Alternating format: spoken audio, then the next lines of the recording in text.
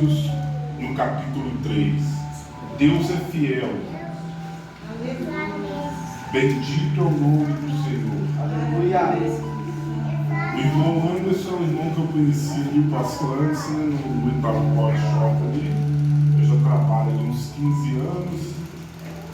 E ali Deus nos uniu, né, nos deu uma amizade muito boa. E através disso, a oportunidade foi a via que Deus usou para que nós pudéssemos estar aqui hoje. E eu creio que é propósito de Deus para abençoar a sua vida. Amém.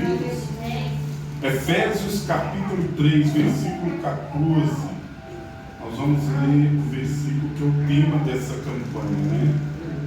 Diz assim: por esta causa me ponho de joelho diante do Pai, de quem toma o nome toda a família, tanto no céu como sobre a terra, para que, segundo a riqueza da sua glória, vos conceda que estejais fortalecidos com poder, mediante o seu Espírito, no homem interior.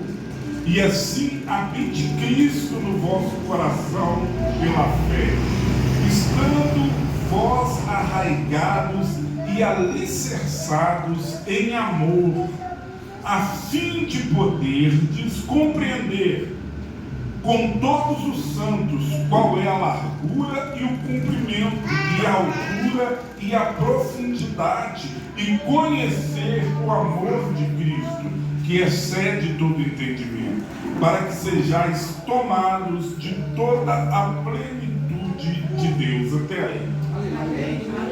Vamos orar? Pai, no nome de Jesus, Espírito Santo, eu te peço nesse momento que o Senhor tome a direção. O Senhor, meu Pai, venha falar com a tua igreja nessa noite. Espírito Santo, que eu seja um canal de bênção para a vida dos meus irmãos nesse lugar. Espírito Santo, tenha liberdade no meio do teu povo. Meu Deus, enquanto a tua palavra for ministrada, batiza com o Espírito Santo aquele que ainda não é batizado. Renova, meu Pai, aquele que necessita de um renovo. Fortalece o fraco. Renova as forças do abatido. Aviva a tua igreja nessa noite e derrama a tua unção sobre o teu povo. Senhor, fortalece os teus filhos nessa noite, em nome de Jesus. Amém. Pode se sentar. Uma das coisas que Paulo ele nos recomenda aqui, ele fala, é que por esta causa me ponho de joelho diante do Pai, de quem toma o nome toda a família, tanto no céu como na terra. Deus ele tem nos unido em família. E o que nós vemos hoje é uma necessidade muito grande de que nós lutemos pela família. O diabo ele tem trabalhado de maneira intensa para destruir as famílias. E por isso, usando esse tema, por essa causa me ponho de joelho diante de Deus, eu quero falar sobre família. Porque eu não sei como se encontra o seu lar, como se encontra a sua família, mas Deus ele tem planos de salvação para nós. Ele tem planos de salvação para o nosso lar. Você veja bem que lá no livro de Atos, no capítulo 16, no versículo 31, quando Paulo e Silas estavam presos na prisão, e acontece um terremoto, depois de altas horas da noite, eles estarem louvando e adorando a Deus. O carcereiro de Filipos, quando vê as portas do cárcere abertas, achando que os presos haviam fugido, ele intenta tirar a própria vida, ele saca a sua espada. Quando ele ia se matar, Paulo interfere e diz: olha, não se faça mal, nós estamos todos aqui. Ninguém fugiu, estamos todos aqui. E quando o carcereiro de Filipos, ele percebe que ali aconteceu um milagre. Primeiro, porque todas as celas daquela prisão estavam abertas por uma providência divina. Segundo, porque nenhum preso fugiu. Ficaram todos ali aguardando. Ele fala para Paulo e Silas: o que devo fazer para ser salvo? Você veja que ele buscou no homem de Deus a salvação para si. O que eu posso fazer para me salvar? E Paulo mostrando que o plano de Deus não era apenas para a vida daquele homem, mas também para a casa dele, para a família dele, responde o seguinte: creia no Senhor Jesus e serão salvos você e a sua família. Amém, amém. Então essa é a palavra que eu tenho para você nessa noite. Creia, tem salvação para sua casa, tem salvação para sua família. O seu lar pertence a Deus. Não importa a situação de momento em que você esteja enfrentando dentro da sua casa, com seu pai, com sua mãe, com seu marido, com seu filho, com seu irmão, com a sua esposa, Deus, ele tem salvação para o seu lar. Há salvação para a sua família. Há promessas de Deus. Amém, querido? Eu escrevi aqui, ó, Deus tem plano de salvação para nós e para a nossa família.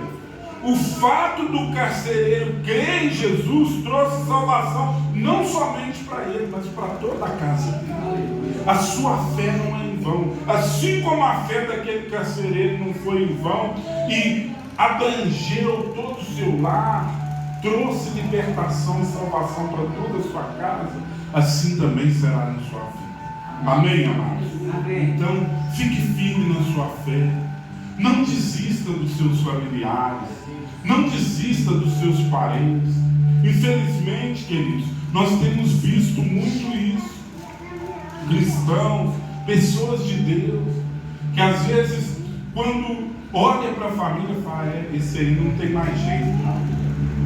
Esse aí não quer nada com Deus. Amados, há um milagre da sua vida. Não desista. Creia firmemente que Deus tem salvação. Sabe por quê, querido? Quando a gente vai falar de Jesus na rua, você pega lá uma pessoa que está vivendo no vício, está vivendo no mundo do crime muitas vezes, fazendo tudo que há de errado. Você fala: não, Jesus pode te libertar, Jesus pode te salvar, Jesus pode transformar a sua história. Aí quando chega dentro de casa, quando vamos falar para nós, fulano não tem jeito, fulano não toma jeito. Tem jeito sim, querido. É mentira do diabo. Tem jeito para sua casa, tem jeito para o seu filho, para os seus pais. Não importa se viveu a vida inteira no catolicismo, no ocultismo, sabe? No ateísmo. Deus é poderoso para mudar a situação. Deus é poderoso para transformar a história da sua casa. E além disso, querido, nós precisamos compreender outra coisa. Pesa sobre nós a responsabilidade de lutarmos pela nossa casa. Se você se converteu lá na sua casa, no meio dos seus parentes, você se converteu antes, Deus te salvou lá para que através da sua vida Ele possa entrar na sua casa, para que você seja um canal, uma via pela qual Ele vai entrar e alcançar a sua família. É por isso que a Bíblia diz que você é o sal da terra, que você é a luz do mundo, e a sua luz, ela tem que brilhar primeiro dentro da sua casa. Os nossos familiares, a nossa família é o nosso primeiro ministério. Não adianta eu ter ministério aqui dentro da igreja, tá aqui em cima do altar, se lá dentro da minha casa eu não for exemplo para minha esposa, eu não ser exemplo para as minhas filhas, eu não lutar por elas, pelos meus familiares. E aqui eu abro parênteses para falar algo. Aqui eu prego usando a Bíblia. usando a palavra. Mas lá dentro da minha casa, eu prego vivendo. Amém, amado? Porque não tem nada que eu vá falar para ela, ou para um irmão meu, ou para um familiar meu, que vá convencê-lo a querer andar com Cristo, se o meu dia a dia não mostrar isso. Porque aqui vocês estão me vendo agora, lá no trabalho, o Anderson me via lá, umas horinhas, né? A gente encontrava, batia um papo quando tinha tudo que fazer alguma coisa. Mas dentro de casa, são aqueles que me conhecem do jeito que eu sou de verdade. Porque quando você vem para a igreja, isso aqui é um ajuntamento holográfico. Você se preparou para vir para cá. Você foi lá, tomou um banho, hoje é dia da campanha, botou sua melhor roupa, passou um perfume, você se preparou.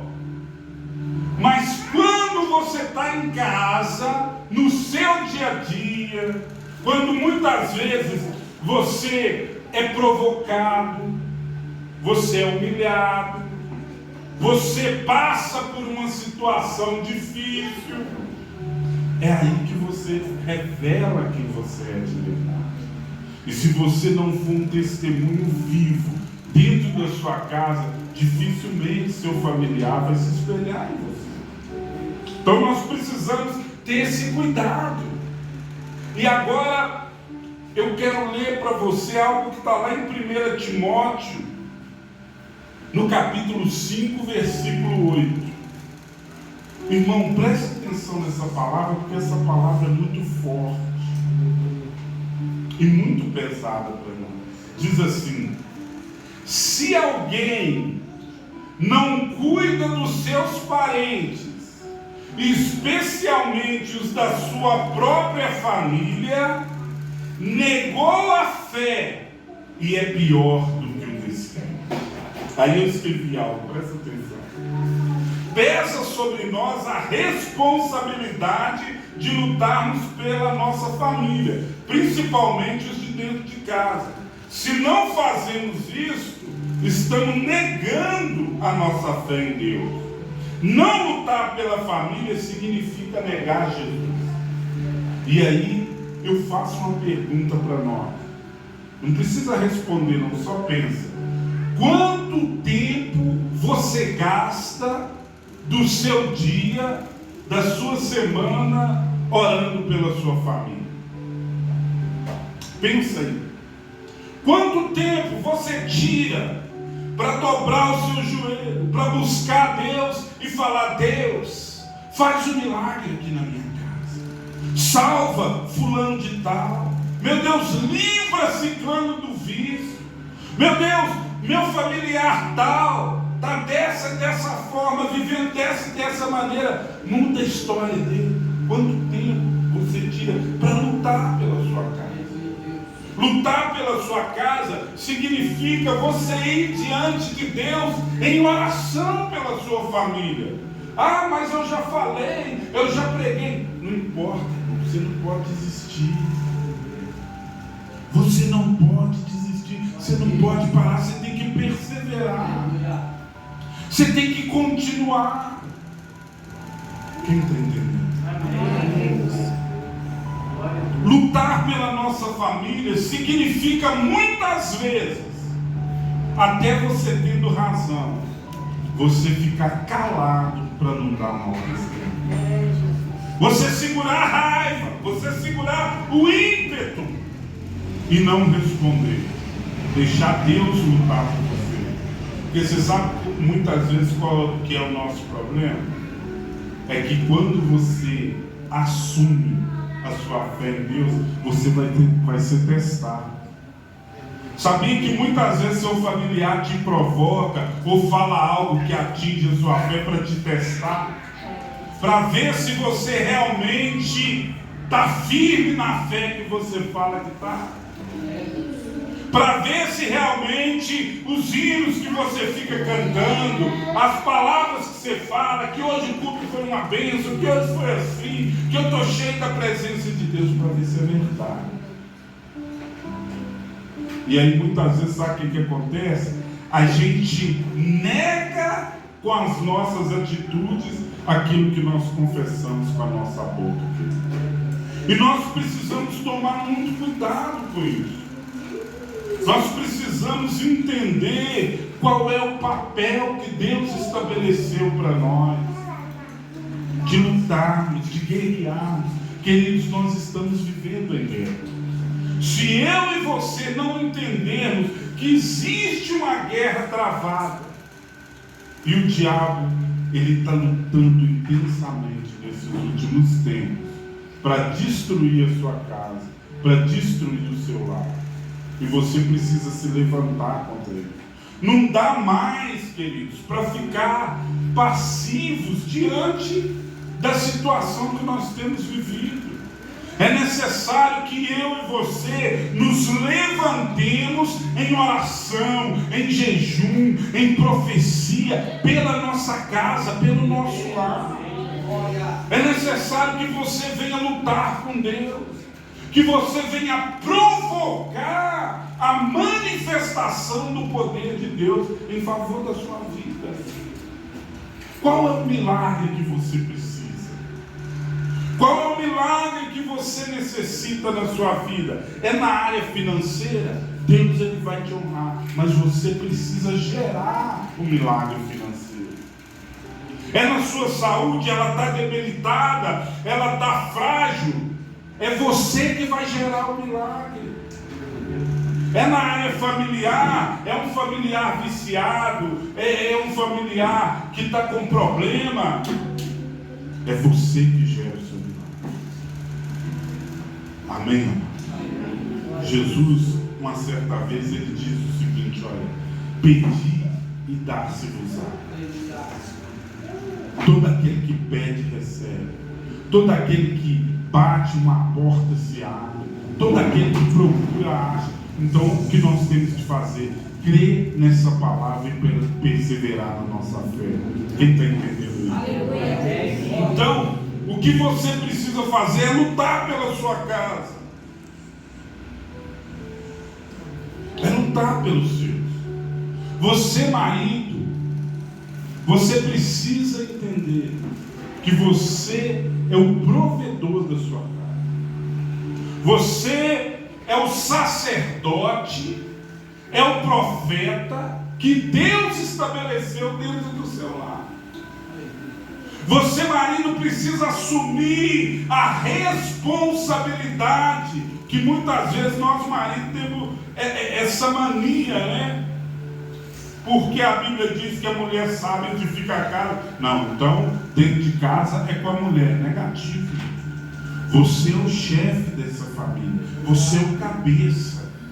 E a Bíblia, em Efésios, um pouco mais à frente, lá no capítulo 5, a Bíblia diz o seguinte: vós, marido, amai vossa mulher, como Cristo amou a igreja e a si mesmo se entregou por ela. Sabe o que significa isso? Você é obrigado, você tem o dever de fazer tudo para que a sua esposa seja feliz. Amém, pessoal? Amém. Você, homem, é sua obrigação ser o provedor da sua esposa. Porque quando a Bíblia nos manda amar as nossas esposas, ela é clara. Como Cristo amou a igreja. E como que Cristo amou a igreja, querido? Com um amor incondicional. Cristo amou a igreja com todos os defeitos que ela tinha, com todas as manias que ela tinha. E o que é que Cristo faz pela igreja? Ele provê, ele protege, ele guarda, ele ensina, ele instrui. É assim. Quem está entendendo? Amém. Então, homem, é a sua responsabilidade isso. Amém, querido? Se a sua esposa não entende nada de Bíblia, é uma mulher que não ora, é uma mulher que não jejua, é sua obrigação chamar ela à responsabilidade. Amor, senta aqui. Vamos ler a palavra, vamos aprender junto e ensinar para eles. Ah, mas eu não fiz curso de teologia, eu não sei. É sua obrigação se preparar, você tem responsabilidade. Você é o cabeça dessa casa. Quem está entendendo? Amém. É sua missão conduzir a sua casa até a Deus. Amém, amado? Amém.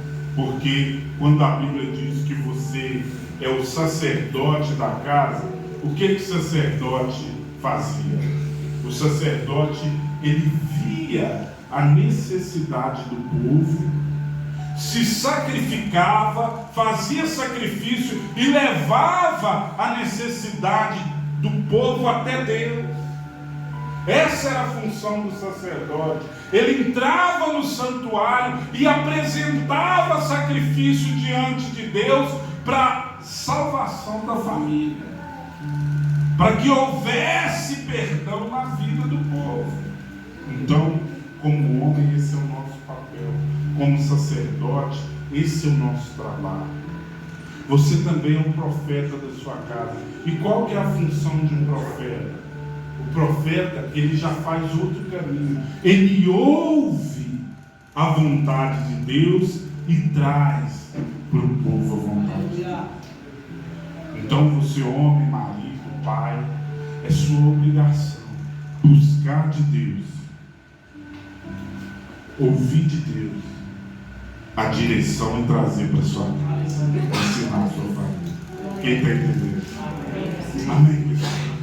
Nós precisamos entender os papéis que a Bíblia estabelece para cada um de nós, que a palavra de Deus ela traz para cada um de nós. Porque se nós não entendermos isso e não nos posicionarmos e assumirmos a nossa responsabilidade, o diabo acaba nos vencendo. Amém, gente? Esposa, você achou que ia se livrar, né, irmãs? Mas não. Qual que é o papel da esposa quando a Bíblia diz lá em Efésios? Mulheres, sejam submissas aos vossos maridos como a quem? Como ao Senhor. Quando a Bíblia fala de submissão, da submissão da esposa, a Bíblia, irmã, não está falando que você tem que ser capaz do seu marido, que você é menor que ele, que não é nada disso. Sube debaixo, missão, ou seja, você está debaixo da mesma missão do seu marido. Amém? Então, a Bíblia está dizendo que é sua responsabilidade, é o seu papel ajudar o seu marido na missão dele. E qual que é a missão dele? Conduzir a sua família até a Deus. Conduzir a tua família até o reino. E você, irmã, tem a responsabilidade de auxiliar o seu marido. Amém? Intercedendo por ele, sendo auxiliadora, ajudando ele, aliviando a carga que está sobre os ombros dele, porque o homem sai muitas vezes para trabalhar, se bem que hoje a mulher sai também, né? Então é necessário que você auxilie, que você edifique a sua casa. Como que eu vou fazer isso, pastor? Intercedendo pelo marido. Deus, dá direção para o meu esposo. Deus abençoe esses meninos. Ora para esses meninos, gente. Nossos filhos precisam muito de oração. Eles são muito atacados nas escolas por ideologias diabólicas. E você, mãe, geralmente a mãe é quem está mais perto dos filhos, né? Você tem que ensinar a palavra, preparar o seu filho. O marido, ele traz a direção. E você auxilia ele. Sabe? Conversando com o seu filho. Puxando dele o que está acontecendo lá na escola, para que não venha entrar na cabeça dele ideologias malignas, diabólicas. ensinando ele o temor de Deus, a obediência ao pai. Porque tem muitas mulheres que às vezes o filho pede uma coisa e o pai fala assim, ó, esse mês não dá, não pode, não tem jeito, assim, nega. Aí a mulher, na hora que o pai sai, ela vai e cede. Sim ou não? Ó, eu vou deixar, mas você não conta pro seu pai, hein? O que ela está ensinando pro filho? A mentir e a desobedecer. Amém, pessoal? Isso é só um exemplo que eu estou dando de coisas que acontecem dentro do lar que parecem insignificantes, mas que vão criando no subconsciente dos nossos filhos uma falta de temor, falta de obediência, falta de compromisso. Ou seja, quando está perto, está na frente, eu obedeço, mas quando está por trás eu não preciso, porque a mãe ensinou assim. Isso é muito sério. Sabe por quê? Porque os nossos filhos estão num processo de aprendizagem. Se você não concordou com aquilo que seu marido negou, aí ele saiu, seu filho veio e pediu, você fala assim, ó filho, não porque seu pai disse não, mas eu vou conversar com ele na hora que ele chegar e vamos ver se ele autoriza você a fazer isso, a fazer aquilo, a comprar isso, aquilo. Amém? Amém. Outra coisa que muitas vezes que eu vejo acontecer muito e que também é triste, o filho está lá, o pai e a mãe em casa, alguém chamou no portão ou ligou no celular, o que a mãe ou o pai fala? Atende e fala que eu não. O que você acabou, quando a pessoa faz isso, o que ela acabou de ensinar para o filho dela? A mentir. E quem que é o pai da mentira? E quem mente é filho de quem? E quem faz isso está entregando o filho para quem? E parece algo insignificante, né? Mas olha a profundidade disso. Porque João 8,44 diz o seguinte: vós sois do diabo, que é vosso pai, e quereis satisfazer a vontade dele, que é homicida e mentiroso desde o princípio. Isso é muito sério, gente. É por isso que eu estou te falando que dentro de casa é onde nós mais temos que vigiar. Porque dentro de casa você prega 24 horas por dia, o tempo todo. E para dentro da sua casa não dá para você preparar um esboço como esse. Não dá para você treinar e trazer uma palavra, trazer um texto, mesmo que seja revelado por Deus, e aplicar ele. Dentro da sua casa é vida praticada. Amém, pessoal? Porque eu pregando aqui essa palavra, você pode pensar o seguinte: nossa, esse pastor é bacana, né? Olha, ele vive dessa forma, que legal, que bênção. Mas quer saber se eu sou esse mesmo? Conversa com ela no particular. Ela sabe a verdade.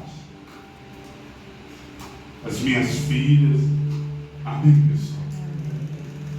É por isso que dá para enganar o pastor, dá para enganar a igreja, mas não dá para enganar um Deus que te olha por dentro. Glória a Deus. Não dá para enganar a sua família que convive com você todos os dias, que te conhece até no dia que você acorda mal, com a sua fé abatida, para baixo, depressivo, querendo desistir, querendo parar. mantenha a sua fé. Seja firme no propósito.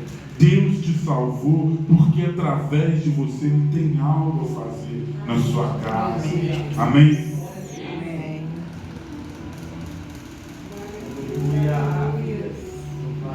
Deus é fiel.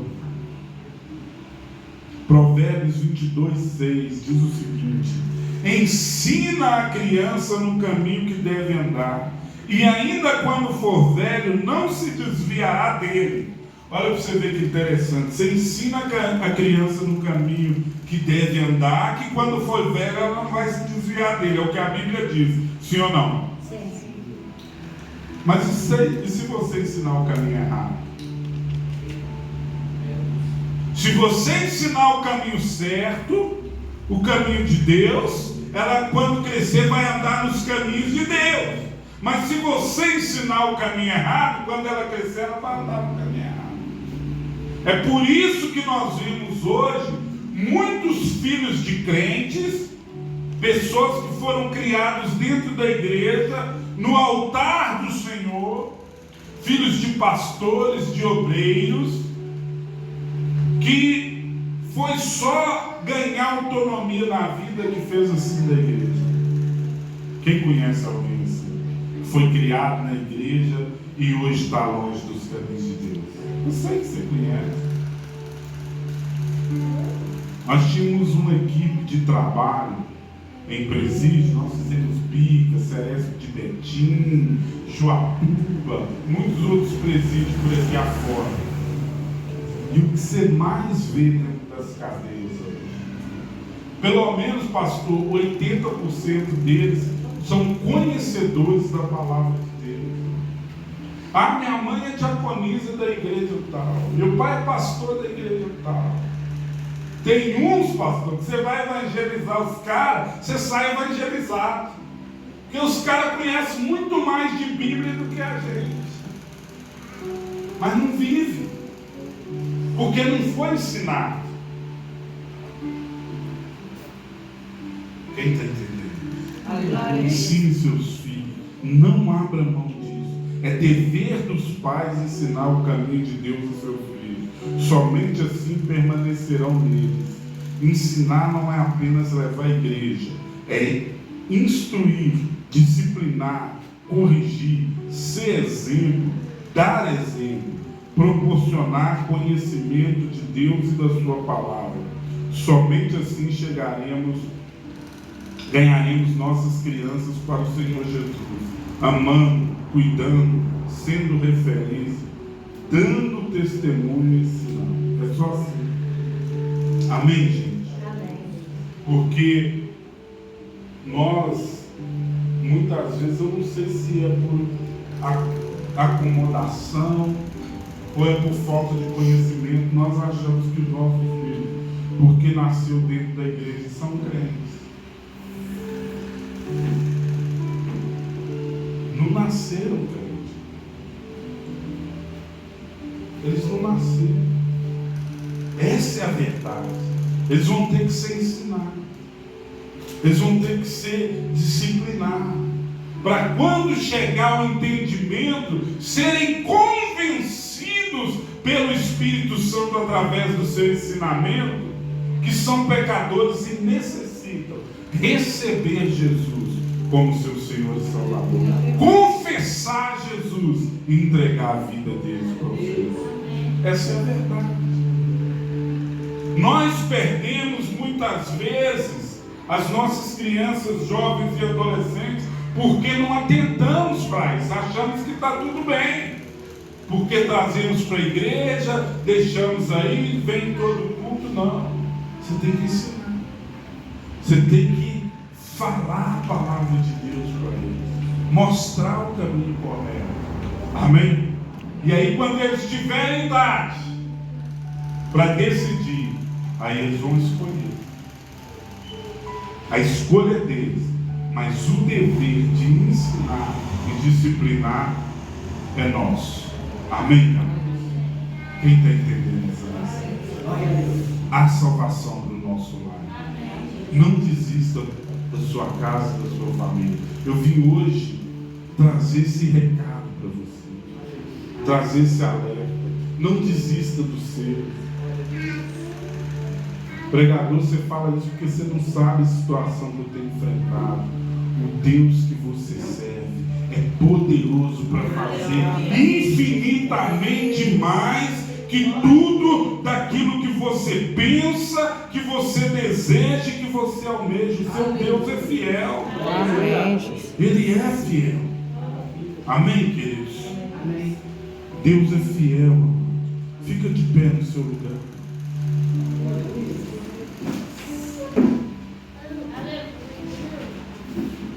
Aleluia, Jesus. Nós lemos até o versículo 19. Olha o que diz no 20 a respeito do seu lar, da sua casa e do milagre que você tem buscado nessa campanha.